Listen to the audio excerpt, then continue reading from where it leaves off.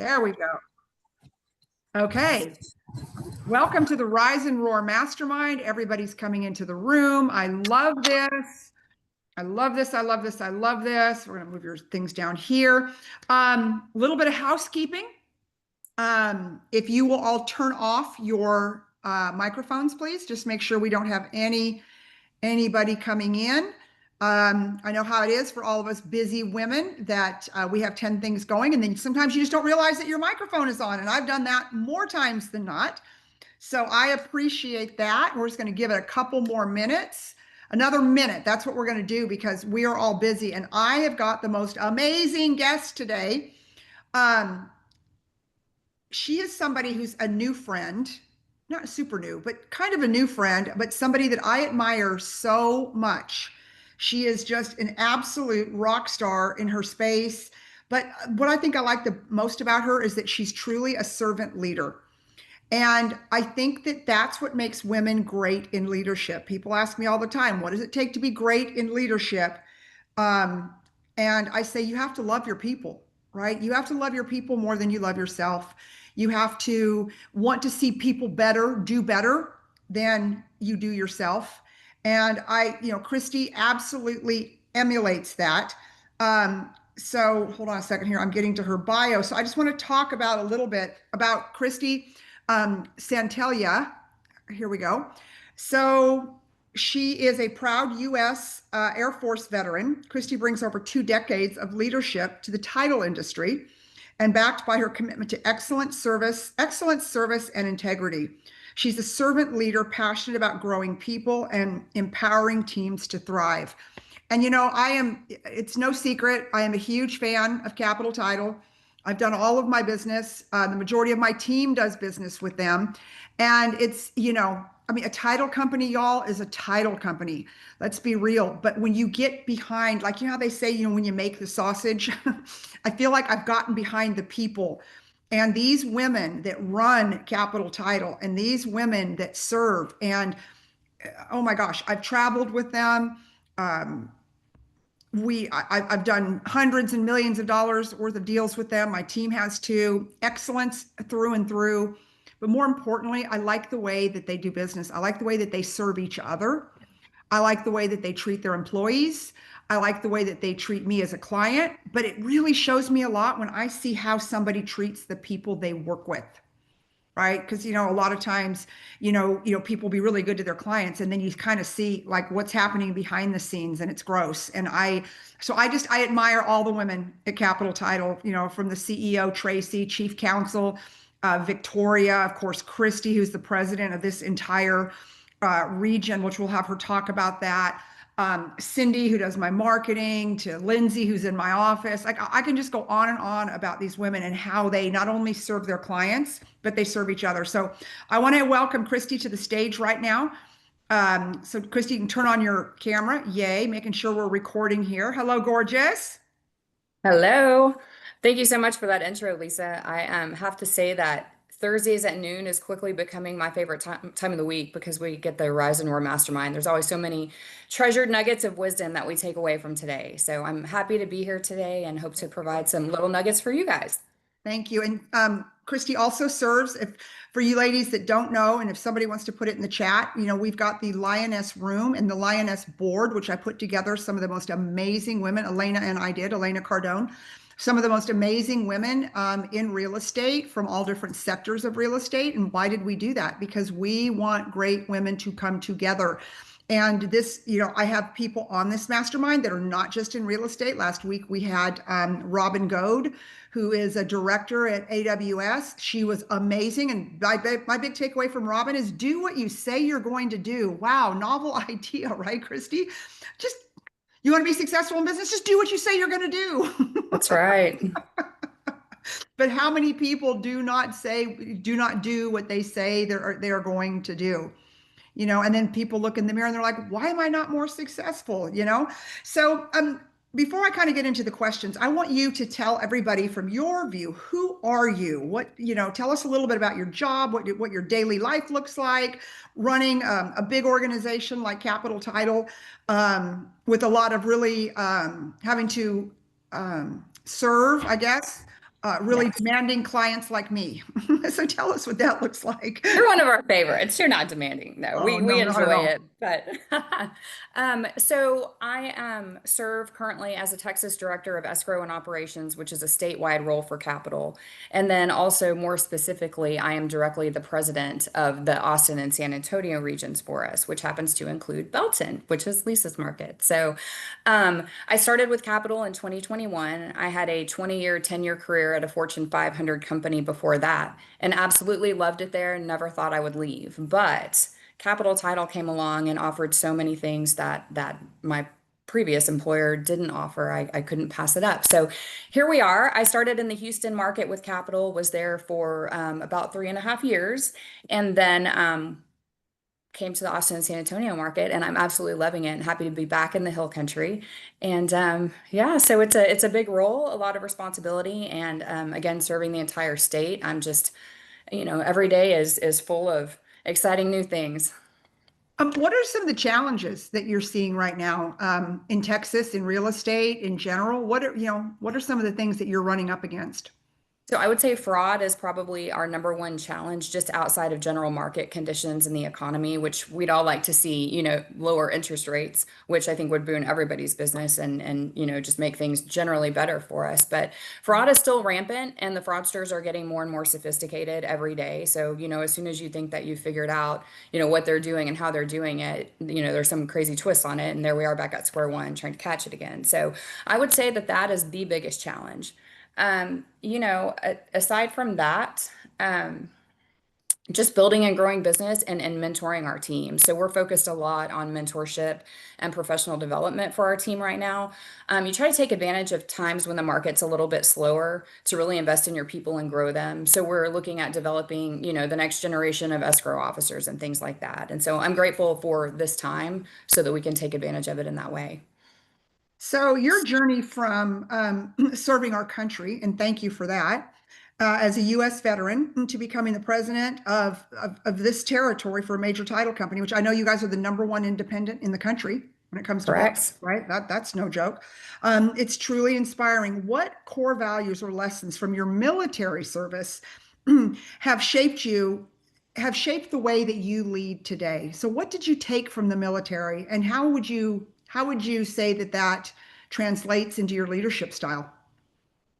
So, my experience, my time in the military was absolutely transformational, just in my mindset and in my leadership mentality. And so, in the military, you take all of these people that have, a lot of them don't have any commonalities. You've got different socioeconomic backgrounds, you've got different cultures, you've got, it's just this huge mix, like melting pot of people, and you bring them all together. And, in the beginning, it's super awkward and people really don't talk to each other, and you're training and it's, oh my goodness, all the things. And then as the weeks progress, you all start to gel as a team. And you see the most amazing leaders emerge. And when you look back at when everyone arrived in week one, and the people that you thought would emerge as the leaders actually maybe weren't so much the leadership. There's an amazing story. There was a guy there who um, he was actually in a gang out of El Paso. And the judge gave him an option. You can either go into the military or you're going to have to go to jail. And he chose to go to the military. And he was actually our squad leader, which is why he's so like, prominent in my memory.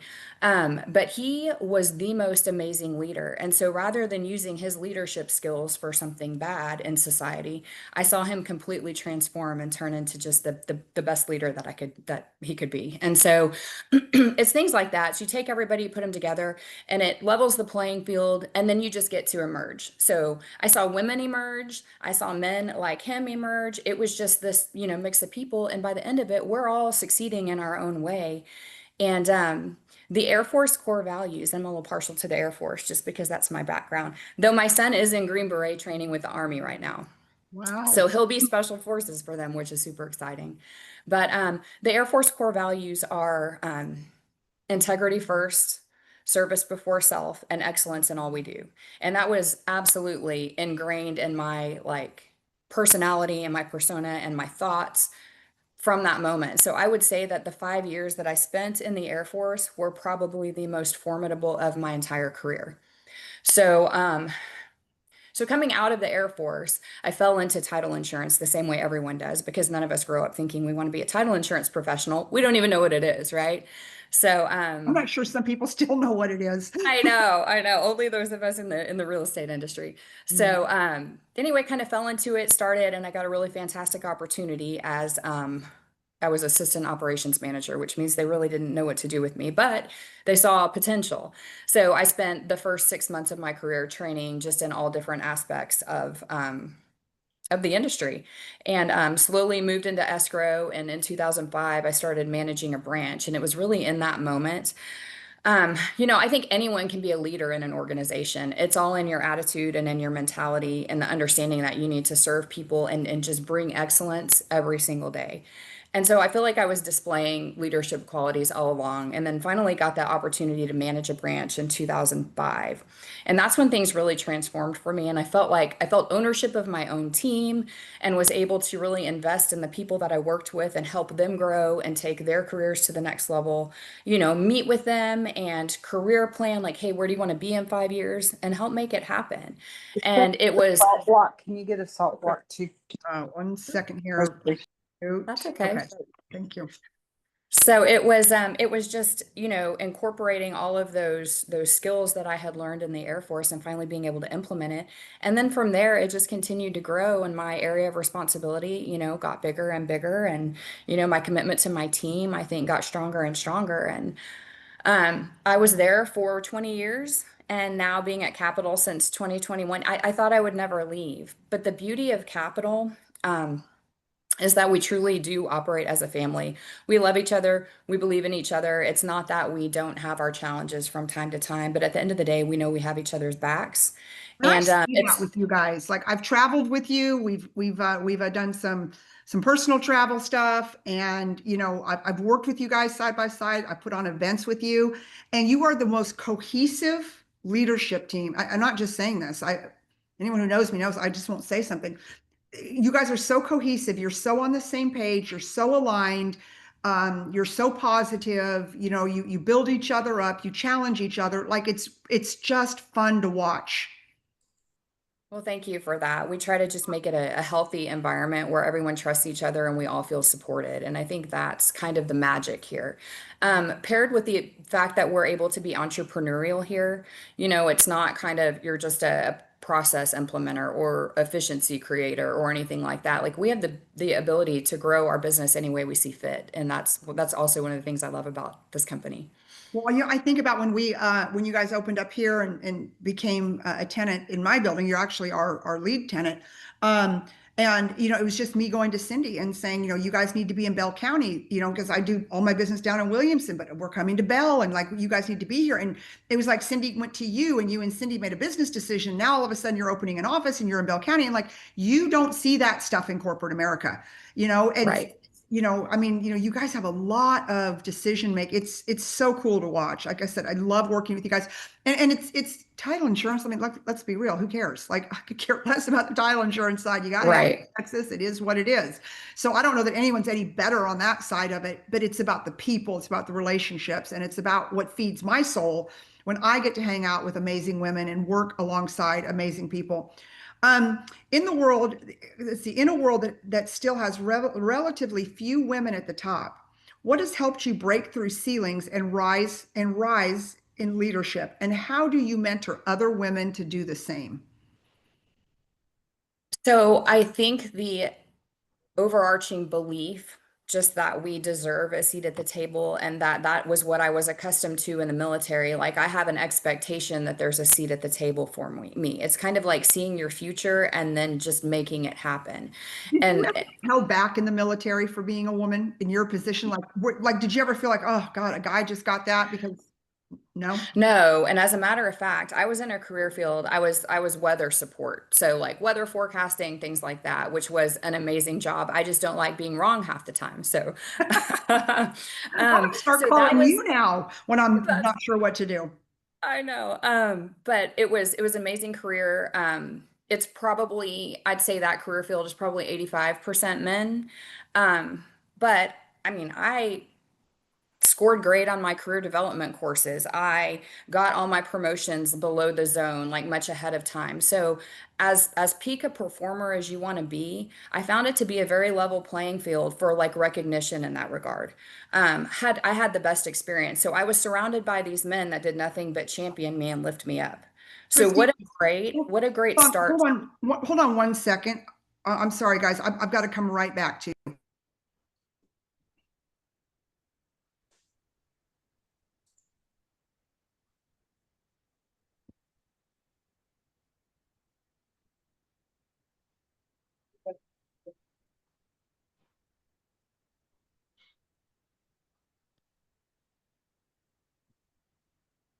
Okay, everybody. I'm sorry. I had locked my husband out of the house. I'm just being like fully transparent right now. Had to let him in the house. So,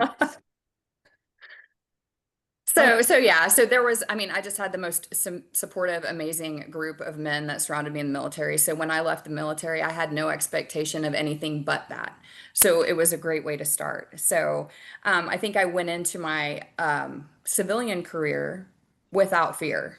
Like if I can be successful with men in that realm, I can be successful anywhere. And so it was kind of the same trajectory for me once I left the military. I had the expectation of a seat at the table and just manifested that. And I think through performance and commitment to my team and just, excellence in my job, it led me down that path. Right. No, and it has been. So, and obviously, like, that is going through your family, right? So your son is now in the military. So you obviously do believe in legacy in the military and everything that goes alongside of that. What brought you into the military originally? Because you don't really look like somebody that would be in the military. I don't, I know. So I actually finished my bachelor's degree while I was in the military and then later pursued my MBA and got that. But I was going to school and had joined a sorority. And in that environment, and no offense to any sorority girls that we might have on the, I mean, I'm a sorority girl, I'm an 80 Pi pledge, but I just, in that environment, I felt like it wasn't serving me. Like I was not, I appreciated the the philanthropy and everything that they were doing there, but I just wasn't into the frat parties and into the things and the politics that was going on. So I'm like, I need to find my people. And to my parents' disdain, I was like, I think my people are in the military. And so initially I was like, hey, mom, dad, I'm going to be a Marine. And my dad was like, no, no, we're not being a Marine. So he's like, you need to go Navy or Air Force. So I kind of shifted gears and did Air Force. Later on, I was grateful that I did that because I probably wasn't a Marine at heart. But You look like a Marine on your social media. You are so into working out and you do what is it called? I do high rocks and Yes. F-45 and all Oh the my things. God, girl, So, I think that you could take any guy out there. oh, well, thank I love you. Thank watching you. your videos, and I wonder if you found that love of working out through the military or through just you've always been that way. Like, what spurred your whole love of all of that? So I've always been active and I've always seen myself as a like top performer in like all things physical. And I also understand that for my sanity, I need to have that physical like outlet and release. And I think that's another way that you're a high performer at work is when you have healthy outlets that help you relieve the stress as well. No, I think that's great. I think that's great. So, you guys can see, I mean, she leads with confidence and in what is often a male dominated industry. And, believe it or not, y'all, it seems like most realtors are women, like 80%, but the companies are owned by men. And when you go and you look at that, we are still and the men sit at the top of the companies. And you look at the Fortune fives, and you look at the companies that are real estate. It's still the men that run them. So we are really still considered a male-dominated industry.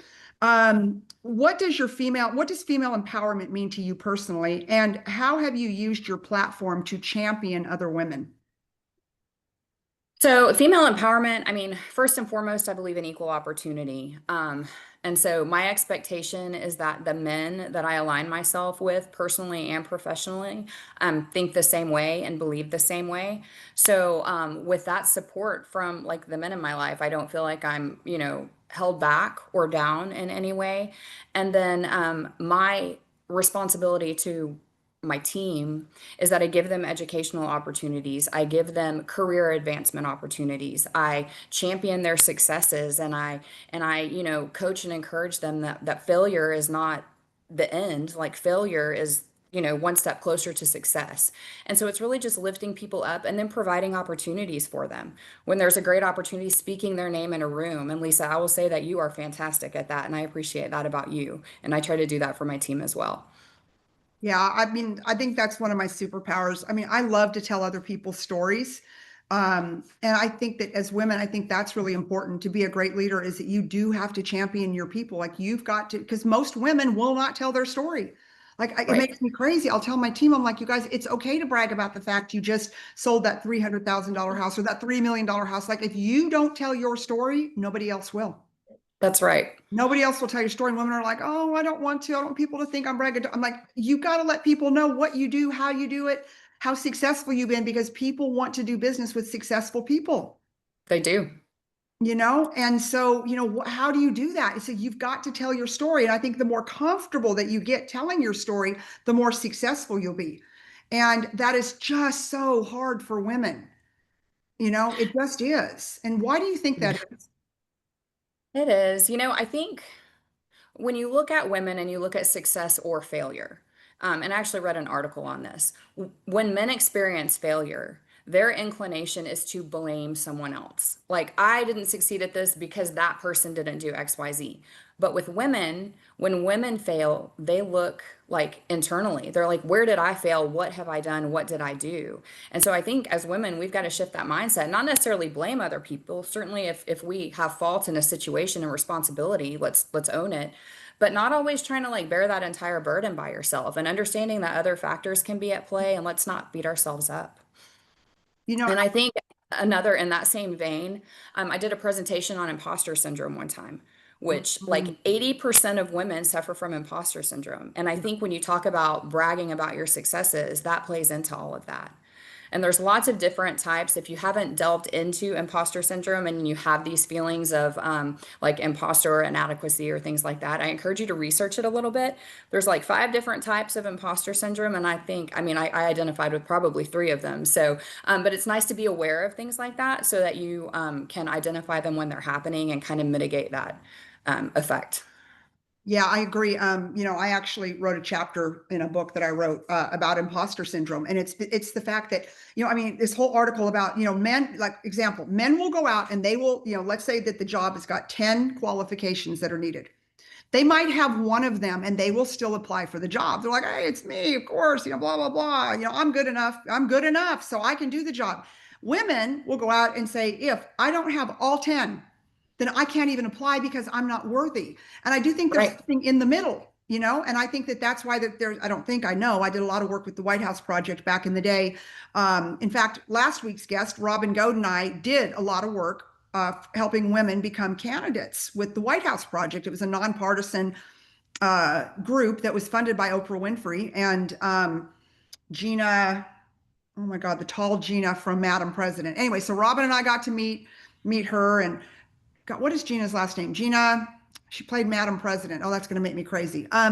Anyways, but what we learned was why more women won't run for office is because they're worried about something an event that occurred maybe back when they were in college and that they're going to be found out. And look at these politicians nowadays; they don't care what they've done; they're still getting into the game. They're still going to run for office, And women just won't do it. We play it too safe. And that's what I try when I'm leading people. I'm like, guys, you got to get out there. Number one, you got to have an opinion. You got to be able to defend your opinion. You've got to have, people like people with opinions. You don't have to be Mhm. polarizing with all your opinions. They don't all have to be political, but where do you stand? Who do you stand for? If you don't stand for something, you fall for something, and that's what's so important for women leaders is that, they've got to be able to have some courage, right? Right.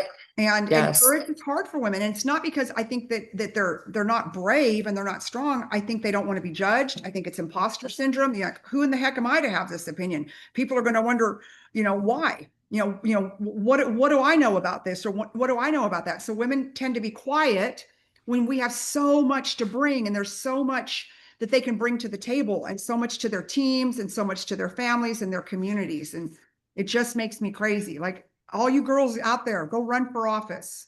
You know, I always support good, like-minded female candidates because they're just so few and far between. Right.